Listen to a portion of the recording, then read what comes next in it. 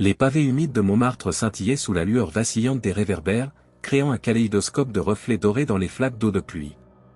L'air nocturne portait l'odeur familière du café refroidi et de la peinture à l'huile qui s'échappait des ateliers d'artistes nichés dans les ruelles tortueuses. Élise Moreau serrait son carnet de croquis contre sa poitrine, ses pas résonnant dans le silence troublant de cette nuit d'octobre. À 26 ans, elle portait sur ses épaules le poids de rêves inassouvis et de factures impayées. Ses cheveux châtains, échappés de son chignon négligé, encadraient un visage aux traits fins marqué par l'inquiétude. Ses yeux verts, habituellement pétillants de créativité, reflétaient ce soir une lassitude profonde. « Encore une galerie qui refuse mes toiles », murmura-t-elle en s'arrêtant devant une vitrine illuminée. Les œuvres exposées lui semblaient fades, dénuées de l'âme qu'elle s'efforçait de capturer dans ses propres créations. Un bruit de pas feutrés la fit se retourner. Un homme élégant approchait, sa silhouette se découpant dans la brume légère qui montait des égouts parisiens. Il portait un long manteau noir qui semblait absorber la lumière, et ses cheveux argentés brillaient d'un éclat presque surnaturel. « Mademoiselle Moreau », dit-il d'une voix veloutée qui semblait résonner dans l'air nocturne. « Permettez-moi de me présenter. Lucien Devreux. » Élise recula instinctivement, surprise qu'un inconnu connaisse son nom. Mais quand elle croisa son regard, elle se figea.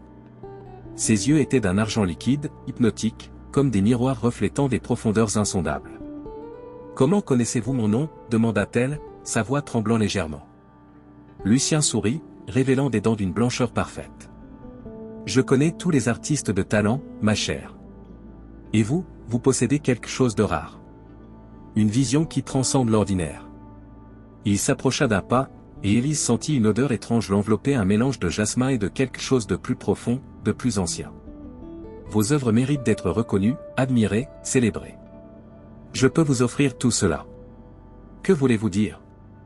Élise sentait son cœur battre plus vite, partagé entre la méfiance et un espoir faux. « Je suis ce qu'on pourrait appeler un facilitateur de rêve. Je peux faire en sorte que votre talent soit reconnu à sa juste valeur. Que vos toiles trouvent leur place dans les plus prestigieuses galeries de Paris. » Lucien sortit de sa poche une carte de visite d'un noir profond, ornée de caractères argentés qui semblaient bouger dans la lumière. « Tout ce que je demande en retour, c'est un petit service. Rien de contraignant, je vous assure. Un simple geste de reconnaissance quand le moment viendra. » Élise prit la carte, et au contact du papier, elle ressentit une étrange sensation de chaleur qui remonta le long de son bras. Quel genre de service ? Oh, rien de bien compliqué. Peut-être une petite faveur artistique. Nous verrons le moment venu. Lucien recula, son sourire s'élargissant. Réfléchissez ma chère Élise. Vos rêves n'attendent que d'être libérés. Pendant ce temps, à plusieurs kilomètres de là, le père Gabriel Rousseau faisait sa ronde nocturne dans les couloirs silencieux de Notre-Dame. Ses pas résonnaient sur les dalles anciennes, accompagnés par le craquement familier du bois séculaire. À 62 ans, ce prêtre aux cheveux gris avait consacré sa vie à la protection de cette cathédrale gothique, gardienne de tant de secrets. Il s'arrêta devant une fenêtre donnant sur les tours, là où les gargouilles montaient leur garde éternelle. Quelque chose dans leur posture lui sembla différent ce soir. Leur tête de pierre, habituellement tournée vers l'extérieur pour chasser les démons, paraissait légèrement inclinée, comme si elles écoutaient quelque chose dans la nuit parisienne. « Mes vieilles amies » murmura-t-il en observant les créatures sculptées. « Que percevez-vous que je ne peux voir ?» Un frisson parcourut l'air, et le père Gabriel eut l'impression fugace d'entendre un murmure, un chuchotement de pierre qui semblait dire « Il est revenu ». De retour à Montmartre, Élise fixait la carte de visite de Lucien. Dans la lumière du réverbère, les caractères argentés semblaient former des mots différents, des promesses scintillantes de gloire et de reconnaissance. Elle pensa à son loyer en retard, à ses toiles invendues, à tous ses rêves qui s'effritaient jour après jour. « D'accord, » dit-elle dans un souffle, comme si elle s'adressait à la nuit elle-même.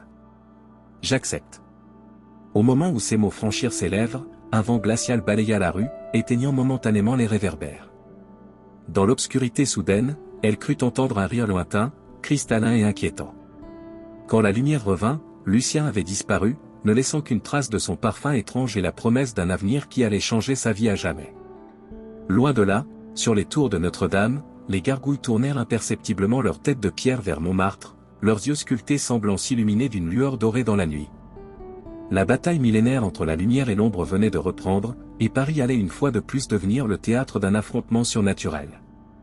L'aube se levait sur Paris, baignant l'atelier d'Élise d'une lumière dorée qui transformait l'espace modeste en cathédrale de créativité. Les rayons du soleil traversaient les grandes fenêtres poussiéreuses, révélant des particules de poussière qui dansaient dans l'air comme des fées microscopiques. L'odeur familière de la térébenthine et des pigments se mêlait à celle du café fort qu'Élise venait de préparer. Debout devant sa toile, pinceau en main, elle ressentait une énergie nouvelle, électrisante, qui parcourait ses veines comme un courant de vie pure. Ses gestes, habituellement hésitants, coulaient maintenant avec une fluidité parfaite. Chaque coup de pinceau semblait guidé par une force invisible, créant des nuances et des textures qu'elle n'avait jamais réussi à maîtriser auparavant. Incroyable, murmura-t-elle en reculant pour admirer son œuvre. La toile représentait les toits de Paris sous un ciel orageux, mais quelque chose dans la composition captivait le regard, le retenait prisonnier. Les couleurs semblaient vibrer de leur propre vie, et les ombres paraissaient bouger imperceptiblement. Son téléphone sonna, l'attirant de sa contemplation. « Mademoiselle Moreau ? Ici Madame Dubois, de la Galerie Lumière. J'ai entendu parler de votre travail par un ami commun. Pourriez-vous m'apporter quelques-unes de vos œuvres cet après-midi » Élise faillit lâcher son téléphone. La Galerie Lumière était l'une des plus prestigieuses de Paris, celle-là même qui avait refusé ses toiles 6 mois plus tôt. « Bien sûr, madame. Je serai là à 14 heures. » L'après-midi, dans les couloirs feutrés de la galerie, Madame Dubois, une femme élégante aux cheveux argentés, examina les toiles d'Élise avec une attention inhabituelle. Ses yeux, habituellement critiques, s'écarquillèrent progressivement. « C'est extraordinaire, dit-elle finalement, sa voix teintée d'une admiration sincère. Il y a quelque chose dans vos œuvres qui hypnotise. Regardez comme les visiteurs s'arrêtent. » Effectivement, plusieurs personnes s'étaient rassemblées autour des toiles, comme attirées par un aimant invisible. Leur visage exprimait une fascination profonde, presque troublante. « Je vous propose une exposition solo le mois prochain, continua Madame Dubois. Avec un vernissage en grande pompe. Vous allez faire sensation, j'en suis certaine. » Élise rentrait chez elle dans un état d'euphorie, mais à mesure que la soirée avançait, une fatigue étrange s'abattit sur elle. Ce n'était pas la fatigue physique habituelle après une longue journée de travail, mais quelque chose de plus profond, comme si son énergie vitale était lentement aspirée. Cette nuit-là, ses rêves furent peuplés de créatures de pierre aux yeux brillants. Elle se voyait voler au-dessus de Paris, portée par des ailes de granit, tandis que des voix anciennes murmuraient des avertissements qu'elle ne parvenait pas à comprendre. Au réveil, elle se sentait plus épuisée qu'avant de s'endormir. Pendant ce temps, dans les archives poussiéreuses de Notre-Dame, le père Gabriel feuilletait des manuscrits médiévaux à la lueur d'une lampe de bureau. Les pages jaunies craquaient sous ses doigts expérimentés, révélant des textes en latin ancien accompagnés d'illustrations détaillées de créatures fantastiques. Gargoyle custode, lut-il à voix haute, gardien de pierre, protecteur contre les démons qui se nourrissent des rêves humains. Il s'arrêta sur une illustration représentant un homme aux yeux d'argent, entouré d'âmes flottantes. Mercator Somniorum, le marchand de rêves. Ses mains tremblèrent légèrement en tournant la page. Le texte décrivait un être surnaturel qui apparaissait cycliquement, offrant aux artistes la réalisation de leurs ambitions en échange de leur essence créatrice. Seules les gargouilles de Notre-Dame peuvent le défaire, poursuivait le manuscrit, mais elles ne peuvent agir que si un lien pur les unit à l'humanité. Le père Gabriel leva les yeux vers la fenêtre, où les silhouettes des gargouilles se découpaient contre le ciel étoilé. « Vous savez qu'il est revenu, n'est-ce pas » murmura-t-il. « Après tous ces siècles, il ose de nouveau défier votre vigilance. » De l'autre côté de Paris, dans un café de Saint-Germain-des-Prés, Thomas Beaumont, journaliste d'investigation au regard perçant, sirotait son espresso en parcourant les pages culturelles des journaux. À 34 ans, cet homme aux cheveux bruns ébouriffés avait fait sa réputation en démasquant les scandales et les mystères de la capitale. Tiens, marmonna-t-il en tombant sur un article concernant plusieurs artistes parisiens qui avaient récemment connu un succès fulgurant et inexpliqué. Élise Moreau, Pierre Durand, Sophie Lemaire, tous inconnus il y a quelques semaines, tous propulsés au sommet en quelques jours. Il sortit son carnet et commença à prendre des notes. En tant que journaliste, il avait développé un sixième sens pour détecter les anomalies, et cette série de succès simultanés éveillait sa curiosité professionnelle. Il y a forcément un lien, se dit-il en allumant son ordinateur portable. Personne ne passe de l'anonymat à la célébrité sans raison. Il faut que je creuse. Élise, quant à elle, se réveilla au milieu de la nuit, le front couvert de sueur froide. Dans son rêve, elle avait vu ses propres toiles prendre vie, les personnages qu'elle avait peints sortir de leur cadre pour danser dans une ronde macabre. Et au centre de cette danse, Lucien Devreux souriait, ses yeux d'argent brillant comme des étoiles mortes. Elle se leva et s'approcha de sa dernière œuvre. Dans la pénombre, elle eut l'impression que les couleurs bougeaient, que les ombres se déplaçaient imperceptiblement. « Qu'est-ce qui m'arrive » murmura-t-elle, une angoisse sourde montant dans sa poitrine. Dehors, les gargouilles de Notre-Dame tournèrent leur tête de pierre vers l'est, vers Montmartre, leurs yeux sculptés semblant s'illuminer d'une lueur dorée inquiète. La nuit parisienne frémissait d'une tension invisible, comme si la ville elle-même pressentait l'approche d'un danger ancien. Le succès d'Élise n'était que le début. Quelque part dans les profondeurs de Paris, Lucien Devreux souriait, savourant les premiers fruits de son retour. Bientôt, très bientôt, il pourrait réclamer ce qui lui était dû. Le bureau de Thomas Beaumont ressemblait à un champ de bataille journalistique. Des coupures de presse jonchaient sa table, des photos étaient épinglées au mur, et des fils rouges reliaient différents éléments de son enquête comme une toile d'araignée complexe. L'odeur du café refroidi se mêlait à celle de l'encre d'imprimerie, créant une atmosphère de travail intense qui caractérisait ce journaliste obsessionnel. Élise Moreau, 26 ans, première exposition solo après des années d'échecs, marmonna-t-il en examinant une photo de la jeune femme. Pierre Durand, sculpteur inconnu, soudain courtisé par les plus grands collectionneurs. Sophie Lemaire, photographe amateur, ses clichés vendus à prix d'or. Il s'arrêta sur une découverte troublante, tous ces artistes avaient été vus en compagnie du même homme, décrit comme élégant, aux cheveux argentés et aux yeux d'une couleur inhabituelle. Lucien Devreux, lut-il sur ses notes. Aucune trace officielle de cette identité avant cette année. Comme s'il était apparu de nulle part. Thomas décrocha son téléphone et composa le numéro d'un contact aux archives municipales. Henri ? C'est Thomas. J'ai besoin que tu vérifies quelque chose pour moi. Un certain Lucien Devreux. Quoi ? Tu as trouvé des traces de ce nom dans les registres du 19e siècle ? Et du 18e aussi ? Le journaliste sentit un frisson parcourir son échine. Envoie-moi tout ce que tu as. Pendant ce temps, dans son atelier baigné de lumière dorée, Élise peignait avec une frénésie qui l'inquiétait d'elle-même. Ses mains bougeaient de manière presque autonome, créant des œuvres d'une beauté saisissante mais étrangement troublante. Chaque toile semblait posséder une vie propre, captivant quiconque la regardait. Mademoiselle Moreau ? Une voix féminine l'interrompit. Elle se retourna pour découvrir une femme d'une quarantaine d'années, aux cheveux noirs striés de blanc, vêtue d'un manteau sombre. Ses yeux bleus perçants portaient une expression de profonde mélancolie. « Je suis Margot Delacroix », dit l'inconnu en refermant la porte derrière elle. « Il faut que nous parlions. C'est au sujet de Lucien Devreux. » Élise posa son pinceau, soudain alerte. « Comment êtes-vous entré ? Et que voulez-vous » Margot s'approcha lentement, ses pas résonnant sur le parquet de bois. « J'étais comme vous, il y a 15 ans. Artiste désespéré, prêt à tout pour réussir. Lui aussi m'a trouvé dans une nuit sombre, m'a fait les mêmes promesses. » Elle retroussa sa manche, révélant une cicatrice étrange sur son poignet, comme une brûlure en forme de spirale. « Voici ce qu'il m'a laissé quand j'ai refusé de payer le prix final. »« Quel prix ?» demanda Élise, une angoisse sourde montant dans sa poitrine. « Votre âme, ma chère. Vos rêves ne sont que l'apéritif. Ce qu'il veut vraiment, c'est votre essence créatrice, votre capacité à donner vie à l'art. Et quand il l'aura prise, vous ne serez plus qu'une coquille vide. » Margot s'assit sur une chaise poussiéreuse, ses yeux fixés sur les toiles d'Élise. « Regardez vos œuvres. Vraiment regardez. Ne voyez-vous pas qu'elles bougent ? Qu'elles respirent ? C'est parce qu'elles sont nourries par votre force vitale. Plus vous peignez, plus vous vous videz de votre substance. » Élise observa ces toiles avec une attention nouvelle et horrifiée.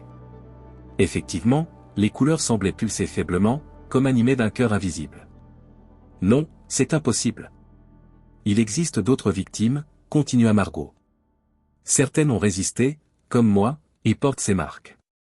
D'autres ont complètement succombé et errent maintenant comme des fantômes entre les mondes, ni vivantes ni mortes.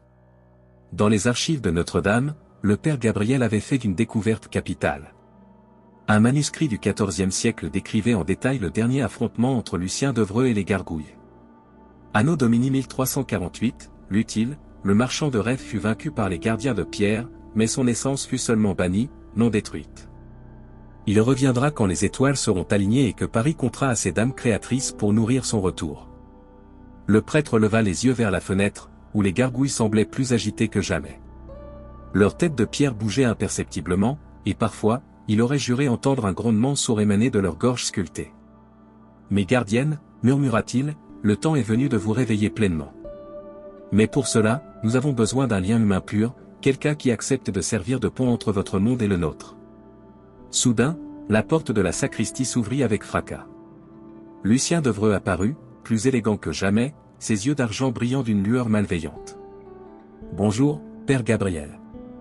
Cela fait si longtemps. » Le prêtre se leva lentement, sa main se dirigeant instinctivement vers le crucifix pendu à son cou. « Lucien.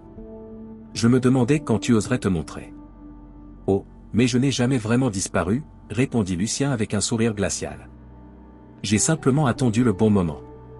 Et maintenant, grâce à ma chère Élise, je suis plus fort que jamais. » Il s'approcha des manuscrits, ses doigts effleurant les pages anciennes qui se mirent à noircir à son contact.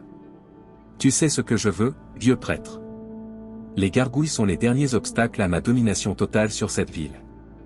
Élise va m'aider à les détruire. »« Jamais, » gronda le père Gabriel. « Elle ne sait pas ce qu'elle fait. »« Détrompez-vous, » dit Lucien en se dirigeant vers la sortie. « Elle a accepté de me servir.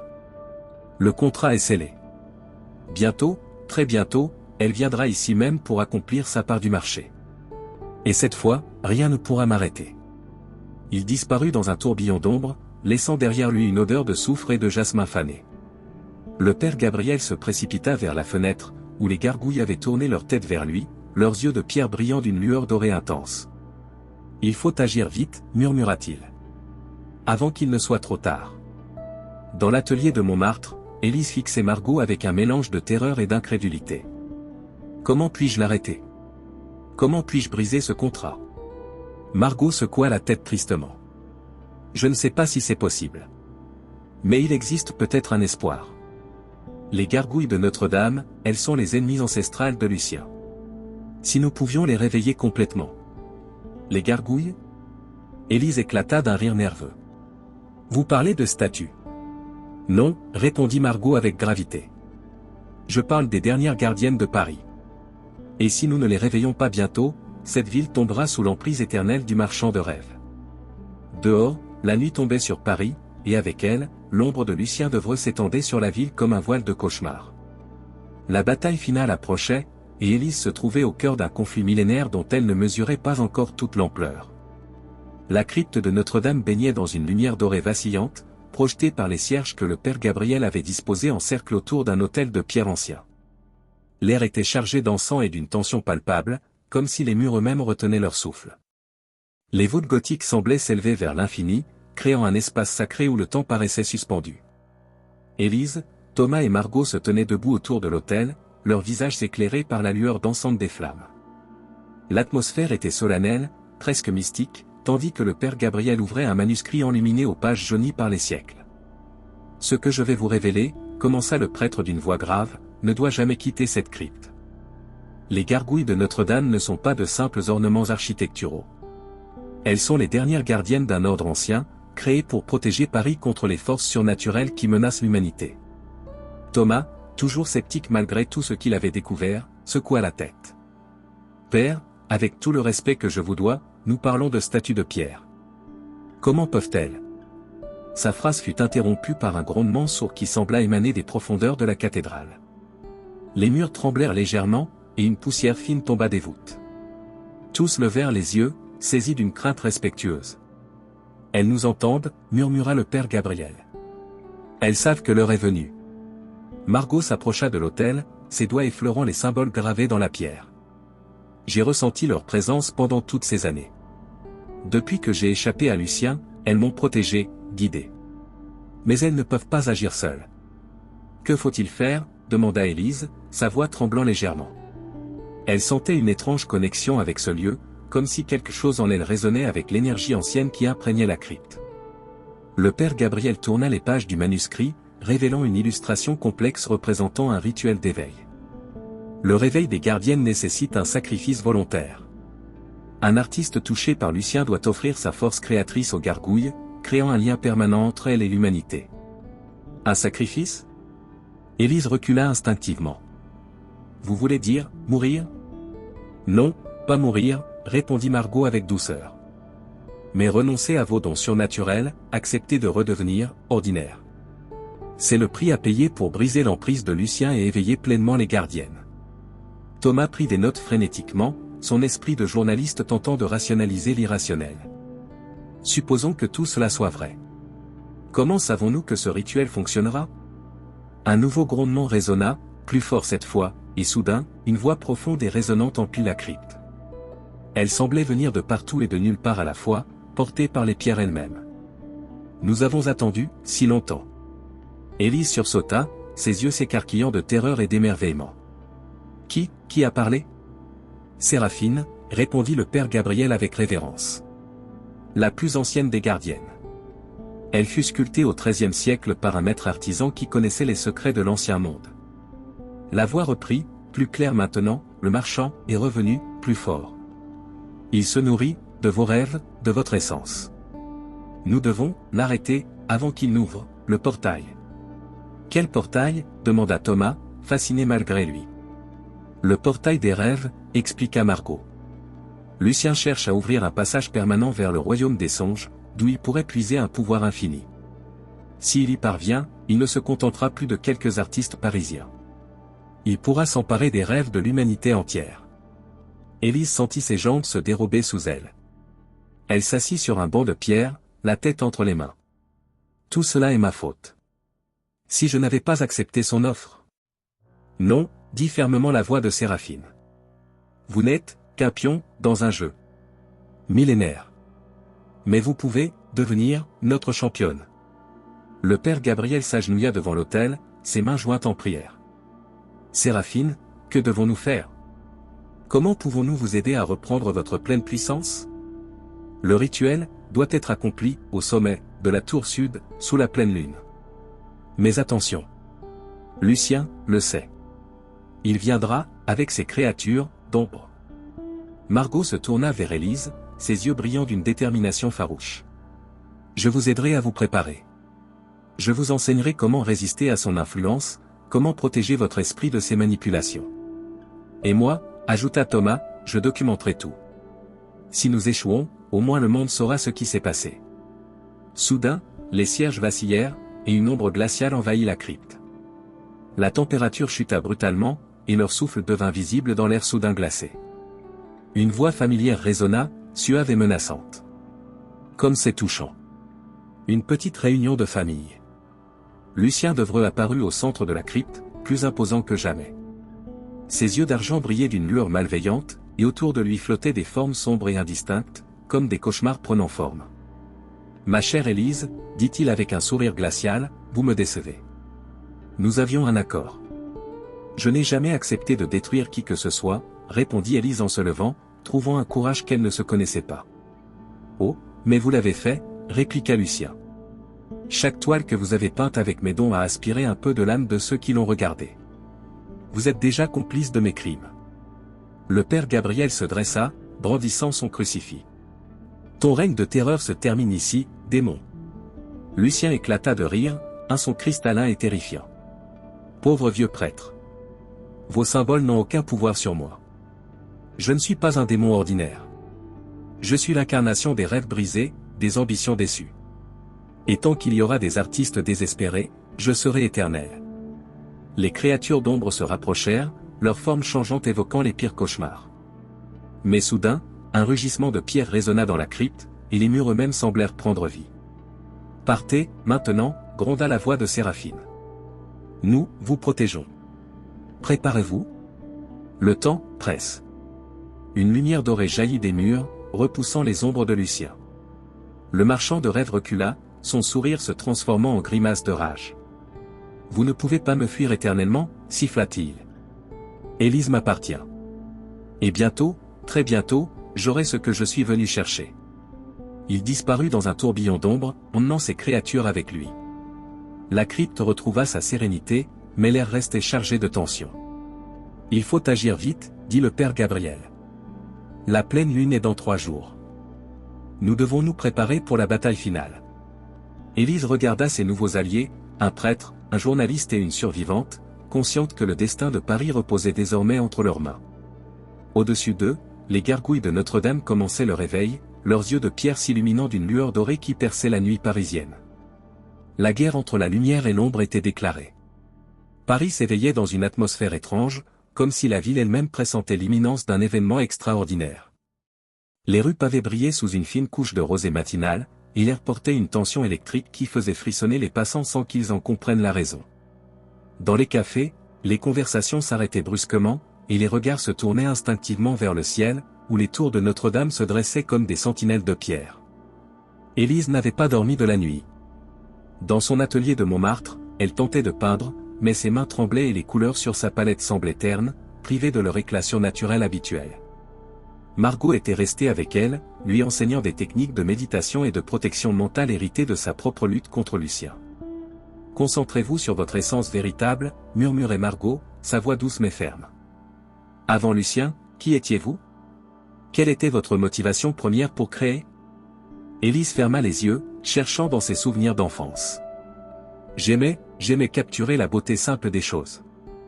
Un rayon de soleil sur un mur, le sourire de ma grand-mère, la façon dont la lumière dansait sur la scène. » « Voilà, » dit Margot avec un sourire encourageant. « C'est cette pureté qu'il faut retrouver. » Lucien se nourrit de l'ambition, de la soif de reconnaissance. Mais l'art véritable naît de l'amour, pas de la vanité. Pendant ce temps, dans les bureaux du journal où travaillait Thomas, l'atmosphère était fébrile. Le journaliste avait passé la nuit à compiler ses recherches, créant un dossier exhaustif sur les apparitions cycliques de Lucien Devreux à travers l'histoire de Paris. Ses collègues le regardaient avec inquiétude, préoccupés par son obsession apparente pour cette histoire fantastique. « Thomas, » dit son rédacteur en chef, « tu es sûr que tu vas bien ? Cette histoire de marchand de rêves et de gargouilles vivantes. »« Je sais que ça paraît fou, » répondit Thomas en montrant ses documents. « Mais regardez ces témoignages, ces coïncidences. Tous les 100 ans environ, la même histoire se répète. Des artistes qui connaissent un succès fulgurant, puis disparaissent mystérieusement. Et toujours, cet homme aux yeux d'argent. Soudain, les lumières du bureau vacillèrent. Une ombre passa devant la fenêtre, trop grande et trop rapide pour être celle d'un oiseau. Thomas se précipita à la fenêtre et écarquilla les yeux. Au loin, sur les tours de Notre-Dame, les gargouilles bougeaient. Leurs têtes de pierre pivotaient lentement, scrutant la ville avec une intelligence évidente. « Mon Dieu !» murmura-t-il en sortant son appareil photo. « Ça commence. » Dans la cathédrale, le père Gabriel préparait le rituel d'éveil. Il avait disposé des cierges selon un motif complexe, et des symboles anciens étaient tracés à la craie sur le sol de pierre. L'air vibrait d'une énergie palpable, et les vitraux semblaient briller de leur propre lumière. « Mes gardiennes, » dit-il en levant les yeux vers les voûtes, « le moment approche. Donnez-moi la force de vous guider vers votre réveil complet. » Un grondement sourd lui répondit, et soudain, les gargouilles de la cathédrale commencèrent à bouger plus distinctement. Leurs ailes de pierre se déployèrent lentement, créant des ombres dansantes sur les murs. Leurs yeux s'illuminèrent d'une lueur dorée intense, et leurs gueules sculptées s'ouvrirent, révélant des crocs de granit acérés. Mais Lucien n'était pas resté inactif. Dans les profondeurs des catacombes parisiennes, il avait rassemblé ses forces. Des créatures d'ombre, nées des cauchemars et des peurs humaines, rampaient dans les tunnels souterrains. Leurs formes changeantes évoquaient tous les monstres que l'humanité avait jamais imaginés, et leurs yeux brillaient d'une lueur malveillante.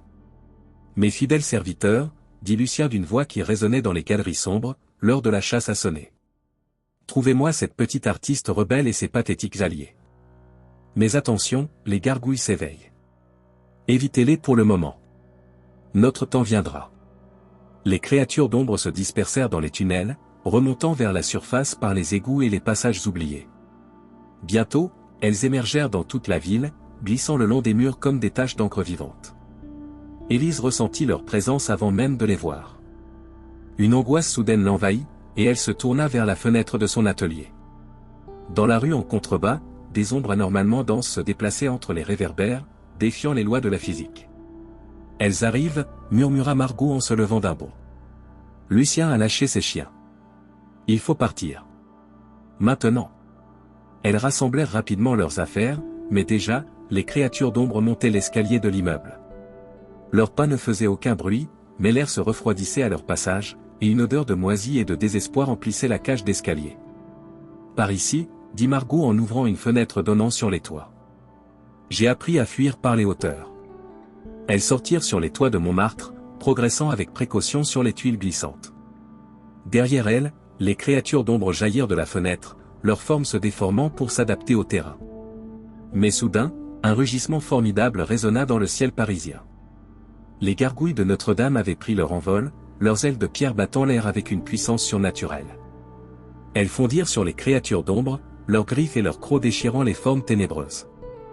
Les gardiennes, s'exclama Élise, émerveillée malgré la terreur. Elles volent vraiment. La bataille faisait rage sur les toits de Paris. Les gargouilles, majestueuses et terrifiantes, affrontaient les créatures de Lucien dans un combat épique qui défait l'imagination. Leurs cris de guerre résonnaient dans toute la ville, réveillant les Parisiens qui se précipitaient aux fenêtres pour assister à ce spectacle inouï.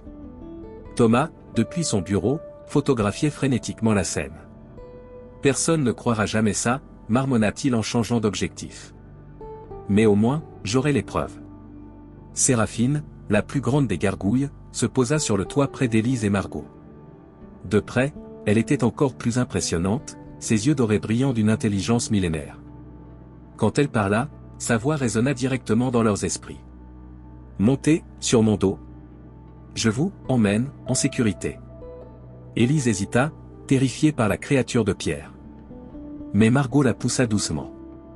Faites-lui confiance. Elle est notre seule chance. Elles grimpèrent sur le dos de Séraphine, s'accrochant à ses ailes puissantes. La gargouille prit son envol, s'élevant au-dessus de Paris dans un battement d'ailes qui fit trembler l'air. En contrebas, la ville s'étendait comme une carte postale, mais une carte postale envahie par les ombres et éclairée par les éclats dorés des autres gargouilles en combat. Où nous emmenez-vous ? Cria Élise par-dessus le vent. Vers Notre-Dame. Là, nous serons, en sécurité. Le père Gabriel vous attend. Mais leur vol fut interrompu par l'apparition de Lucien lui-même, flottant dans les airs comme s'il marchait sur un sol invisible. Ses yeux d'argent brillaient d'une rage froide, et autour de lui tourbillonnaient des fragments de cauchemar cristallisés. « Ma chère Élise, dit-il d'une voix qui portait malgré le vent, vous me causez bien des désagréments. Mais cela suffit. Venez à moi maintenant, et j'épargnerai vos amis. » Séraphine rugit et fonça vers Lucien, ses griffes tendues. Mais le marchand de rêve esquiva avec une grâce surnaturelle, et d'un geste, il invoqua une nuée de créatures ailées faites d'ombre pure. « Vous ne pouvez pas me fuir éternellement, cria-t-il. Paris m'appartient déjà. Regardez. En effet, en contrebas, les rues se remplissaient de créatures d'ombre.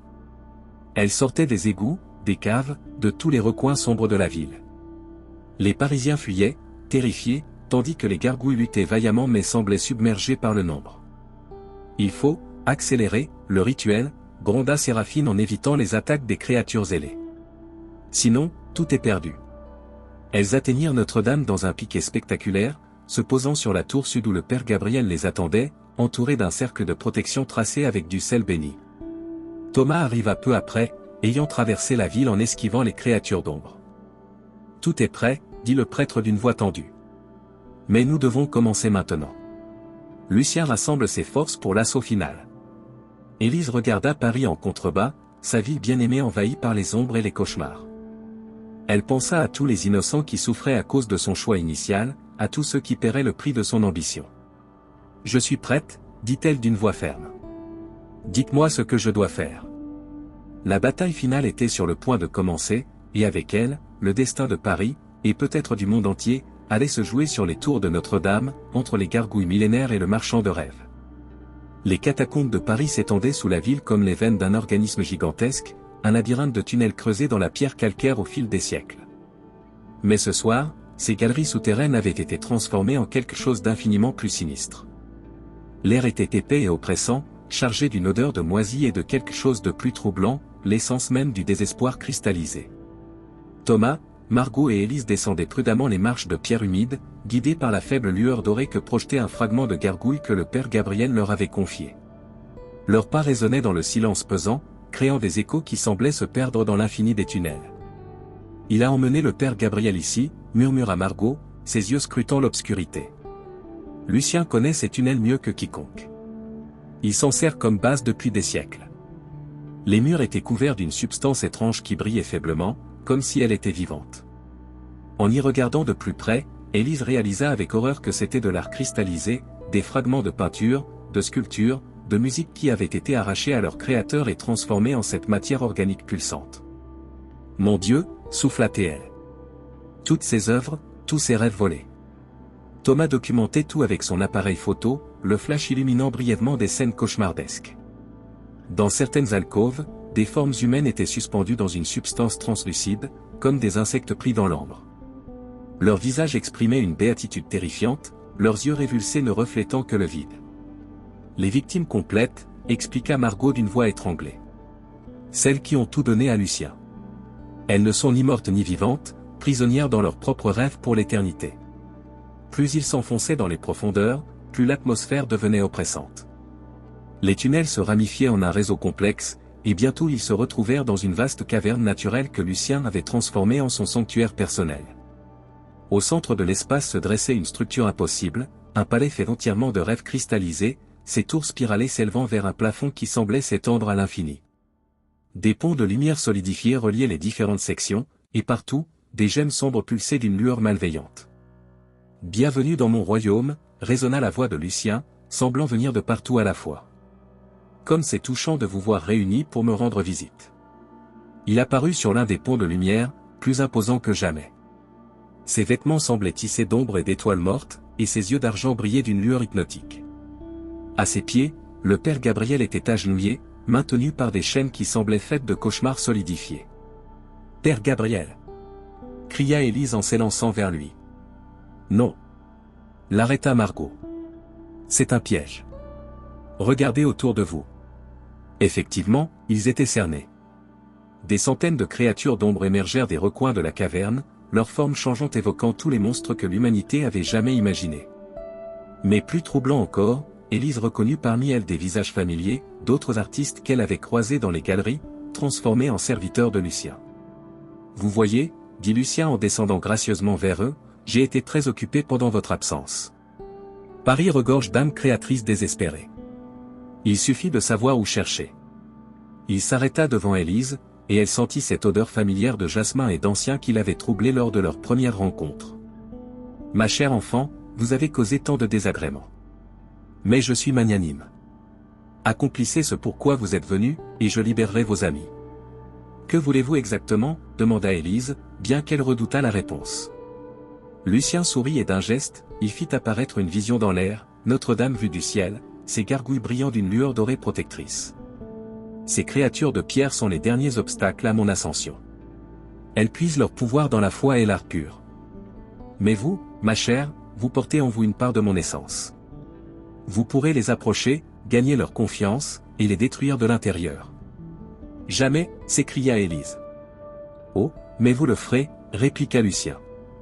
Car voyez-vous, j'ai découvert quelque chose de fascinant. Il claqua des doigts, et soudain, Thomas et Margot furent pris dans des cocons de lumière noire, suspendus dans les airs. Leur visage exprimait une terreur muette. Chaque seconde que vous hésitez, ils s'enfoncent un peu plus dans le royaume des cauchemars. Bientôt, ils rejoindront mes autres collections. À moins, bien sûr, que vous n'acceptiez ma proposition. Le père Gabriel leva péniblement la tête, ses lèvres articulant silencieusement des mots qu'Élise parvint à lire, « Ne l'écoutez pas ». Mais Lucien n'avait pas terminé. D'un autre geste, il révéla l'étendue véritable de son plan. La caverne s'ouvrit sur une vision terrifiante, un portail gigantesque fait de rêves brisés et d'ambitions déçues, qui s'ouvrait sur un royaume d'ombre infinie. Le portail des rêves, annonça-t-il avec fierté. Une fois ouvert complètement, il me permettra d'accéder aux rêves de l'humanité entière. Plus besoin de chasser les artistes un par un. Je pourrai me nourrir directement à la source de toute créativité humaine. Vous détruiriez l'art lui-même, murmura Élise, horrifiée. Je le sublimerai, corrigea Lucien. Imaginez un monde où tous les rêves, toutes les inspirations passeraient par moi. Un monde unifié sous ma vision artistique. N'est-ce pas magnifique ? Thomas, malgré sa situation désespérée, parvint à articuler « Vous êtes fou ». Non, mon cher journaliste. Je suis visionnaire. Et grâce à ma chère Élise, cette vision va devenir réalité. Il se tourna vers elle, ses yeux d'argent brillant d'une intensité hypnotique. Alors, ma chère enfant? Vos amis ou les gargouilles? Vous ne pouvez pas sauver les deux. Élise regarda autour d'elle, ses amis prisonniers, le père Gabriel enchaîné, les centaines d'âmes perdues qui l'entouraient. Elle pensa aux gargouilles de Notre-Dame, ces gardiennes millénaires qui protégeaient Paris depuis des siècles. Comment pouvait-elle choisir? Il doit y avoir une autre solution, dit-elle d'une voix tremblante. Il n'y en a pas, répondit Lucien avec un sourire cruel. C'est la beauté de l'art, ma chère. Parfois, il faut détruire pour créer. Parfois, il faut sacrifier pour transcender. Soudain, une lueur dorée perça l'obscurité de la caverne. Les gargouilles de Notre-Dame avaient trouvé l'entrée des catacombes, mais elles ne pouvaient pas pénétrer dans ce domaine maudit sans risquer d'être corrompues par l'essence de Lucien. Séraphine, murmura Élise en reconnaissant la voix de la gargouille dans son esprit. Je suis là. Nous, ne pouvons pas entrer. Mais vous, pouvez-nous laisser entrer en vous? Élise comprit soudain. Pour sauver ses amis et empêcher Lucien d'ouvrir complètement le portail, elle devait accepter de devenir temporairement l'hôte de l'esprit de Séraphine.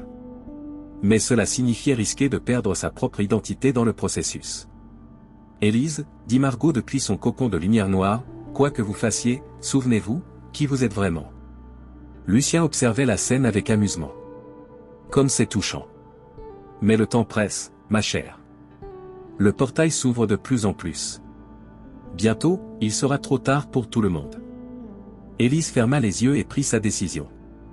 Séraphine, murmura-t-elle, je vous donne la permission d'entrer. Mais promettez-moi de me rendre mon corps quand tout sera fini. Je promets. Une lumière dorée éblouissante envahit la caverne, et Élise sentit une présence ancienne et puissante s'installer en elle. Ses yeux s'illuminèrent de la même lueur dorée que ceux des gargouilles, et quand elle parla, sa voix résonna avec l'autorité millénaire des gardiennes de Paris. Lucien Devreux, dit-elle d'une voix qui n'était plus tout à fait la sienne, ton règne de terreur se termine ici. Le marchand de rêve recula, pour la première fois depuis des siècles, une expression d'inquiétude traversant son visage parfait. Impossible. Comment oses-tu souiller mon domaine avec ta présence, gardienne? Par l'invitation d'une âme pure, répondit Élise Séraphine. Et maintenant, libère ces innocents, ou affronte la colère des protecteurs de Paris. La bataille finale était sur le point de commencer, non plus sur les toits de Notre-Dame, mais dans les profondeurs mêmes de l'antre du mal, où le destin de l'humanité allait se jouer entre une jeune artiste possédée par l'esprit d'une gargouille millénaire et le marchand de rêve lui-même. Paris tremblait sous l'assaut des forces surnaturelles.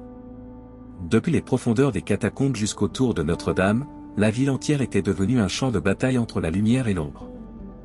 Les rues se vidaient tandis que les Parisiens se barricadaient chez eux, témoins impuissants d'un conflit qui dépassait leur entendement. Dans l'antre souterrain de Lucien, Élise Séraphine se dressait face au marchand de rêve, son corps humain irradiant une lumière dorée qui repoussait les ténèbres environnantes. La fusion avec l'esprit de la gargouille millénaire lui avait donné une force et une sagesse qu'elle n'avait jamais connues, mais elle sentait aussi sa propre identité vaciller sous le poids de cette présence ancienne. Tu crois pouvoir me défier dans mon propre domaine? Rugit Lucien, ses yeux d'argent brillant d'une rage froide. D'un geste, il invoqua une armée de créatures d'ombre qui se ruèrent vers elle. Élise Séraphine leva la main, et un mur de lumière dorée jaillit du sol, pulvérisant les créatures au contact. Je ne suis plus la jeune artiste désespérée que tu as manipulée, dit-elle d'une voix qui résonnait avec l'autorité de siècles de vigilance. Je suis la gardienne de Paris, et tu ne passeras pas. Mais Lucien sourit, révélant son atout majeur. Regarde bien, chère gardienne. Il désigna le portail des rêves qui continuait de s'élargir, aspirant l'essence créatrice de milliers d'âmes à travers la ville. Chaque seconde qui passe, je deviens plus fort. Et toi? Il pointa un doigt accusateur vers elle. Toi, tu faiblis. Car cette petite humaine ne peut pas contenir ton essence éternellement. Effectivement, Élise sentait la présence de Séraphine consumer ses forces. Sa vision se troublait par moments, et elle avait du mal à distinguer ses propres pensées de celles de la gargouille. Séraphine, murmura-t-elle intérieurement, je ne tiendrai pas longtemps. Tenez, bon, répondit l'esprit ancien. Vos amis ont besoin de vous? Thomas et Margot, toujours prisonniers dans leur cocon de lumière noire, luttaient contre les cauchemars qui envahissaient leurs esprits. Le journaliste voyait défiler toutes ses peurs les plus profondes, l'échec professionnel, l'oubli, l'insignifiance, tandis que Margot revivait en boucle sa première rencontre avec Lucien et les années de fuite qui avaient suivi. Le père Gabriel, enchaîné mais conscient, récitait des prières en latin, ces mots créant de faibles bulles de protection dorées autour de lui. « Élise, cria-t-il, souvenez-vous de qui vous êtes. Ne laissez pas l'esprit de la gargouille vous consumer. » Lucien profita de ce moment de faiblesse pour lancer son attaque la plus vicieuse. Il projeta vers Élise Séraphine un torrent de rêves brisés, toutes les ambitions déçues, tous les espoirs anéantis qu'il avait collectés au fil des siècles. La jeune femme chancela sous l'assaut, ses défenses dorées vacillant. « Tu vois » ricana Lucien. « Au final, tu n'es qu'une humaine. Faible, mortelle, insignifiante. Abandonne maintenant, et je te promets une mort rapide. » Mais quelque chose d'inattendu se produisit.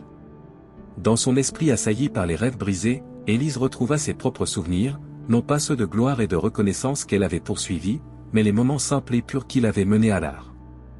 Le sourire de sa grand-mère devant son premier dessin. La joie de capturer un coucher de soleil sur la Seine. L'émotion d'un passant touché par une de ses œuvres de rue. Non, dit-elle, sa propre voix perçant à travers celle de Séraphine. Vous vous trompez. L'art véritable ne naît pas de l'ambition ou de la soif de reconnaissance. Il naît de l'amour. Une nouvelle vague de lumière dorée émana d'elle, mais cette fois, elle était différente. Plus chaude, plus humaine, mélange parfait de la sagesse millénaire de Séraphine et de la pureté créatrice d'Élise. Lucien recula, surpris par cette transformation. Impossible. Tu ne peux pas. Si, je peux, répondit Élise en avançant vers lui. Parce que je ne lutte plus pour moi-même. Je lutte pour tous ceux que vous avez manipulés, pour tous les rêves que vous avez brisés, pour tous les innocents que vous avez corrompus. Elle libéra Thomas et Margot d'un geste, la lumière dorée dissolvant leur cocon de cauchemar. Puis elle se tourna vers les centaines d'âmes prisonnières dans la caverne. Vous êtes libres, dit-elle, et sa voix porta jusqu'aux recoins les plus sombres de l'antre. Réveillez-vous. Souvenez-vous de qui vous étiez avant lui. Une par une, les victimes de Lucien commencèrent à s'éveiller de leur torpeur. Les artistes transformés en créatures d'ombre retrouvèrent leur forme humaine, les âmes cristallisées se libérèrent de leur prison de rêves solidifiés. Un chœur de voix s'éleva, réclamant justice et liberté. Non. Rugit Lucien, voyant son empire s'effondrer. Ils m'appartiennent. J'ai payé le prix. J'ai respecté les contrats. Les contrats signés sous la manipulation ne valent rien, répondit le père Gabriel en brisant ses chaînes grâce à la lumière qui emplissait maintenant la caverne. Et l'amour véritable triomphe toujours de la cupidité. Désespéré, Lucien joua sa dernière carte. Il se précipita vers le portail des rêves et y plongea ses mains, puisant directement dans son énergie brute. Son corps se transforma, devenant gigantesque, ses traits se déformant en un masque de rage pure. Si je ne peux pas régner, hurla-t-il, alors tout sera détruit. Il commença à aspirer l'essence même de la caverne, menaçant de créer un vortex qui engloutirait tout Paris. Les murs tremblèrent, des fissures apparurent dans la roche, et un vent glacial se mit à souffler. Il va tout détruire, cria Margot. Il faut l'arrêter. Élise Séraphine s'éleva dans les airs, ses pieds ne touchant plus le sol. Elle était maintenant plus lumière que chair, la fusion avec l'esprit de la gargouille atteignant son apogée. Lucien Devreux, dit-elle d'une voix qui résonnait comme le tonnerre, au nom de tous les artistes que tu as corrompus, au nom de tous les rêves que tu as brisés, je te bannis. Elle tendit les mains vers lui, et un rayon de lumière pure jaillit, frappant le marchand de rêves en pleine poitrine. Lucien hurla, son corps gigantesque commençant à se désintégrer. Mais au moment où il semblait vaincu, il révéla son dernier piège. « Petite idiote » siffla-t-il avec ses dernières forces. « Tu crois m'avoir vaincu ? J'ai lié mon existence à la tienne dès notre première rencontre. Ma destruction signifie ta mort. » Effectivement, Élise sentit sa force vitale se vider en même temps que celle de Lucien. Le lien qu'il avait créé lors de leur pacte initial fonctionnait dans les deux sens. Si elle le détruisait complètement, elle mourrait avec lui. « Élise !» cria Thomas. « Il doit y avoir une autre solution. » Mais la jeune femme sourit, une paix étrange l'envahissant. « Il y en a une, dit-elle. Séraphine, reprenez votre liberté. Et vous tous, elle s'adressa aux âmes libérées, souvenez-vous que l'art véritable vient du cœur, pas de l'ambition. Elle ferma les yeux et commença à séparer son essence de celle de Séraphine, préparant le sacrifice ultime. Mais au moment où elle allait lâcher prise, quelque chose d'extraordinaire se produisit. Toutes les âmes qu'elle avait libérées, artistes, rêveurs, créateurs de tous horizons, joignirent leurs voix dans un chant de gratitude et d'amour pur. Leur énergie collective forma un bouclier autour d'Élise, la protégeant du contre-coup de la destruction de Lucien. « Vous, nous avez sauvés » murmurèrent-elles en chœur. « Maintenant, c'est notre tour de vous sauver. » Lucien poussa un dernier cri de rage et de défaite avant de se désintégrer complètement, emportant avec lui le portail des rêves et toute trace de sa corruption millénaire. La caverne s'effondra, mais la lumière protectrice porta Élise et ses amis vers la surface, vers la liberté. Quand ils émergèrent des catacombes, l'aube se levait sur Paris. La ville était libre, les ombres avaient disparu, et sur les tours de Notre-Dame, les gargouilles avaient repris leur veille silencieuse, leurs yeux de pierre brillant d'une satisfaction séculaire. Élise s'effondra sur les pavés, épuisée mais vivante. Séraphine s'était retirée de son esprit, lui laissant un dernier message. « Merci, petite artiste. Vous avez sauvé Paris. » La bataille était terminée. Le marchand de rêves n'était plus.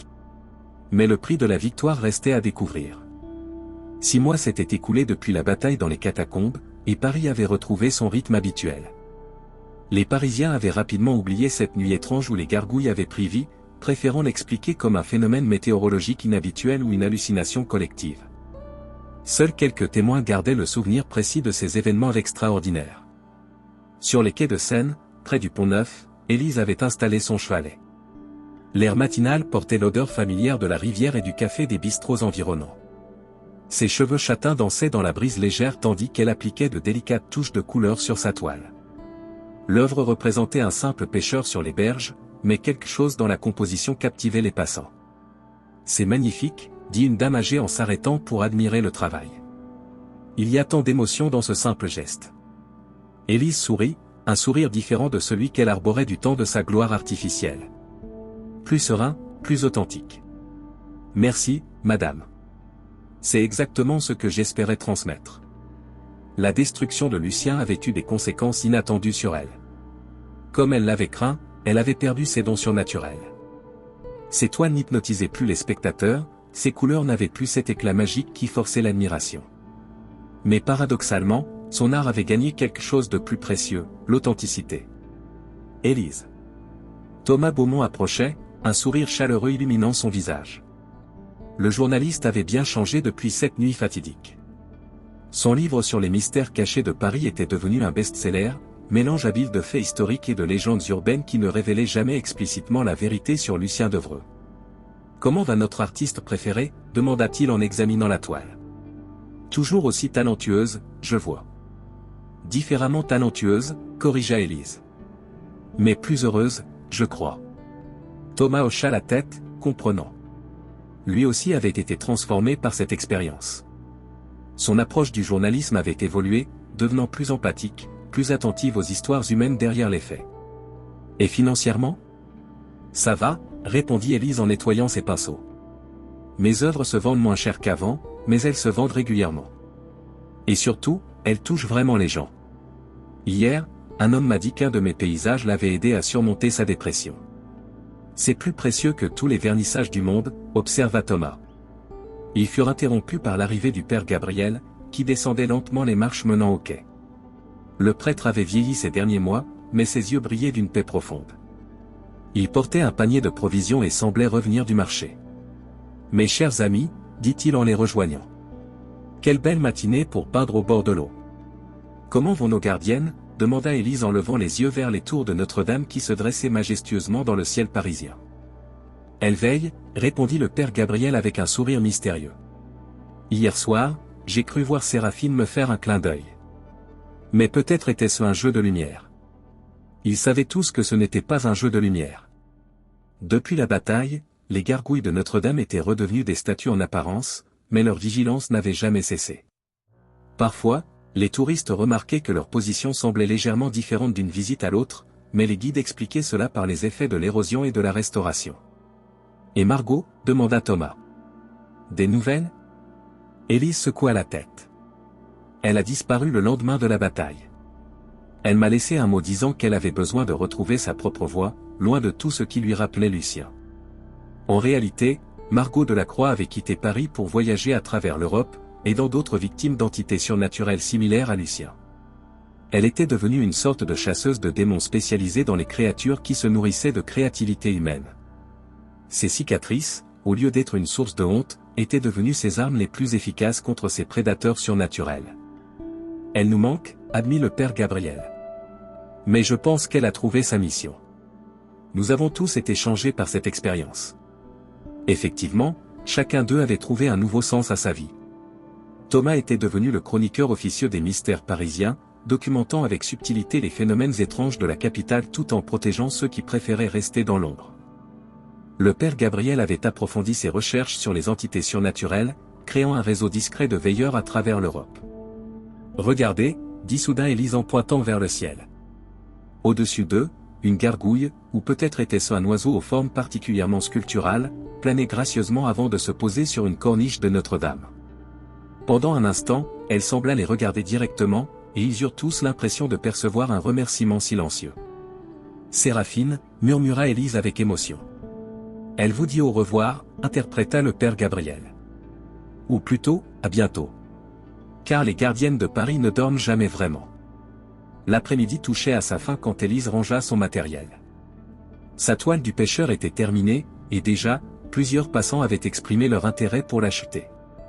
Ce n'était plus la frénésie artificielle de l'époque Lucien, mais une appréciation sincère qui réchauffait le cœur de l'artiste. « Vous savez, dit-elle à ses amis, je ne regrette rien. Même pas d'avoir accepté l'offre de Lucien au début. » Thomas et le père Gabriel la regardèrent avec surprise. « Sans cette expérience, continua-t-elle, je n'aurais jamais compris la différence entre l'art qui nourrit l'ego et l'art qui nourrit l'âme. J'aurais peut-être passé ma vie à courir après une reconnaissance qui n'aurait jamais comblé le vide intérieur. Et Paris aurait perdu une de ses plus belles âmes, ajouta le père Gabriel avec affection. » Alors qu'ils se séparaient pour rentrer chez eux, Élise leva une dernière fois les yeux vers Notre-Dame. Le soleil couchant baignait la cathédrale d'une lumière dorée qui faisait ressortir chaque détail de l'architecture gothique. Les gargouilles, immobiles sur leur perchoir, semblaient sourire dans cette lumière bienveillante. « Merci » murmura-t-elle. « Pour tout. » Une brise légère caressa son visage, portant avec elle l'odeur des fleurs du square voisin et le son lointain des cloches de vêpres.